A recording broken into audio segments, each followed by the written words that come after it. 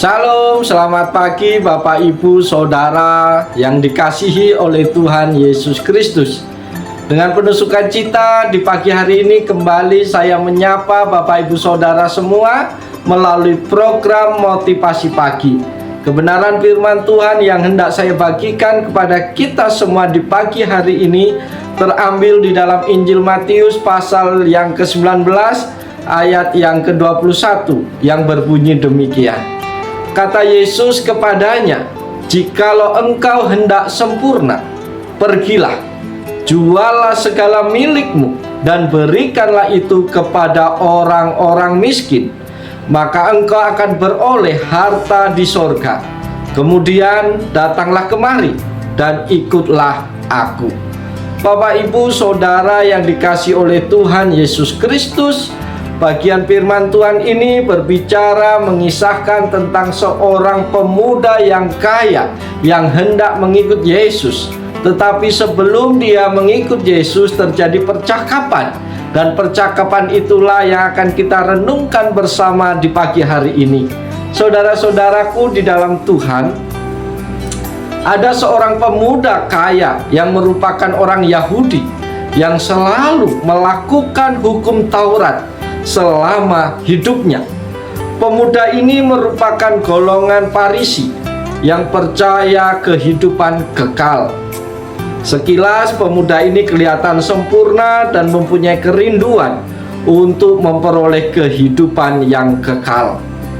Saat pemuda ini bertanya tentang kehidupan yang kekal kepada Yesus, kata Yesus kepadanya, "Jikalau engkau hendak sempurna, pergilah, jualah segala milikmu dan berikanlah itu kepada orang-orang miskin, maka engkau akan beroleh harta di sorga. Kemudian datanglah kemari dan ikutlah aku." Mendengar apa yang dikatakan Yesus tersebut, pemuda kaya ini gagal disempurnakan. Mengapa pemuda ini gagal? Apa penyebabnya pemuda ini gagal untuk disempurnakan? Bapak Ibu yang dikasihi Tuhan, lewat bagian firman Tuhan kita akan belajar, kita akan memetik pelajaran dari kehidupan pemuda yang kaya yang gagal mengikut Yesus. Dan apa yang menyebabkan pemuda ini gagal? Ada beberapa hal yang menjadi penyebabnya. Yang pertama, pemuda ini gagal mengikut Yesus karena dia tidak melakukan hukum kasih. Saudara-saudara di dalam Tuhan, kata Yesus kepadanya, "Jikalau engkau hendak sempurna, pergilah, jualah segala milikmu dan berikanlah itu kepada orang-orang miskin, maka engkau akan beroleh harta di sorga. Kemudian datanglah kemari dan ikutlah aku." Pemuda ini tidak mau membuat orang lain yang keadaannya jauh lebih baik dari sebelumnya, dan dia tidak rela menolong orang miskin. Respon pemuda ini setelah mendengar perkataan Yesus adalah pergi dan sedih sebab banyak hartanya. Pemuda ini belum mengerti tentang hukum kasih. Tuhan hendak mendidik pemuda ini. Saat ia sudah menerima segala kebaikan Tuhan dalam hidupnya, seharusnya ia menjadi alat untuk menjadi berkat bagi orang-orang di sekitarnya. Itulah yang disebut dengan sempurna. Sayangnya pemuda ini tidak mengerti apa yang Yesus kehendaki. Tuhan mengajarkan hukum kasih kepadanya, tetapi ia takut kekurangan saat menyerahkan semua hartanya. Kasih itu murah hati, dan orang yang murah hati adalah orang yang suka memberi. Orang yang sempurna adalah mereka yang mengerti hukum kasih dan yang melakukannya.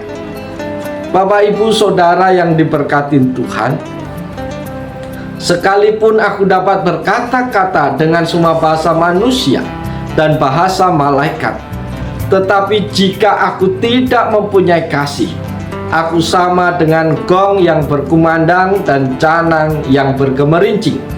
Sekalipun aku mempunyai karunia untuk bernubuat dan mengetahui segala rahasia dan memiliki seluruh pengetahuan, dan sekalipun aku memiliki iman yang sempurna untuk memindahkan gunung, Tetapi jika aku tidak mempunyai kasih, aku sama sekali tidak berguna. Dan sekalipun aku membagi-bagikan segala sesuatu yang ada padaku, bahkan menyerahkan tubuhku untuk dibakar, tetapi jika aku tidak mempunyai kasih, sedikit pun tidak ada faedahnya bagiku. 1 Korintus 13 ayat 1 sampai yang ketiga.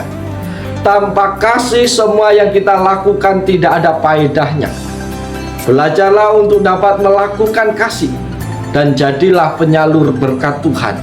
Sebab kasih adalah tindakan nyata untuk sesama kita. Allah mau agar setiap kita dapat mentransfer kasih Allah dalam bentuk kehidupan kita kepada orang lain. Itu sebab pertama. Hal yang kedua yang menyebabkan pemuda ini gagal mengikut Yesus adalah karena dia tidak melakukan kehendak Allah. Saudara-saudara yang dikasihi dan yang diberkati oleh Tuhan, ketika orang muda itu mendengar perkataan itu, pergilah ia dengan sedih sebab hartanya banyak. Matius 19 ayat 22. Pemuda ini gagal karena tidak mau mengambil risiko untuk melakukan kehendak Allah dalam hidupnya. Injil lain mengatakan bahwa pemuda ini kecewa saat mendengar perkataan Yesus. Apa yang Tuhan perintahkan tidak seperti apa yang ia bayangkan. Pemuda ini masih terikat dengan hartanya, sebab yang ia andalkan selama hidupnya bukanlah Tuhan, tetapi harta yang ia miliki. Ini adalah ujian yang berat bagi pemuda kaya ini. Ia belum percaya kepada penyertaan Tuhan yang sempurna saat semua hartanya dijual dan dibagi-bagikan kepada orang lain. Kita adalah pengelola berkat Tuhan. Apa yang ada pada kita adalah milik Tuhan. Jadi apapun yang Tuhan perintahkan dalam kehidupan kita, lakukanlah itu dengan segera. Sebab Tuhan tidak akan membiarkan kita anak-anaknya yang selalu melakukan kehendaknya terus-menerus di dalam pergumulan dan permasalahan hidup. Orang yang sempurna adalah orang yang mau mengikut kehendak Tuhan. Jangan pakai kehendak kita, tapi pakailah kehendak Tuhan di dalam kehidupan kita tiap-tiap hari. Yang ketiga yang menyebabkan pemuda ini gagal untuk mengikut Yesus adalah dia tidak mengakhiri segala sesuatu dengan baik. Yesus berkata kepada murid-muridnya, "Aku berkata kepadamu, sesungguhnya sukar sekali bagi seorang kaya untuk masuk dalam kerajaan surga. Sekali lagi aku berkata kepadamu, lebih mudah seekor unta masuk melalui lubang jarum daripada seorang kaya masuk ke dalam kerajaan Allah." Matius 19 ayat 23 sampai 24. Pemuda ini bisa memulai segala sesuatunya dengan baik, tetapi sangat disayangkan dia tidak bisa mengakhirinya dengan baik pula. Sejak masa mudanya, pemuda ini hidup baik di hadapan Allah. Tetapi di akhir hidupnya setelah bertemu Yesus, ia kecewa dan sedih dan pergi meninggalkan Yesus. Mari kita periksa kehidupan kita masing-masing. Masih adakah kasih yang mula-mula itu dalam kehidupan kita? Atau kasih itu sudah pudar?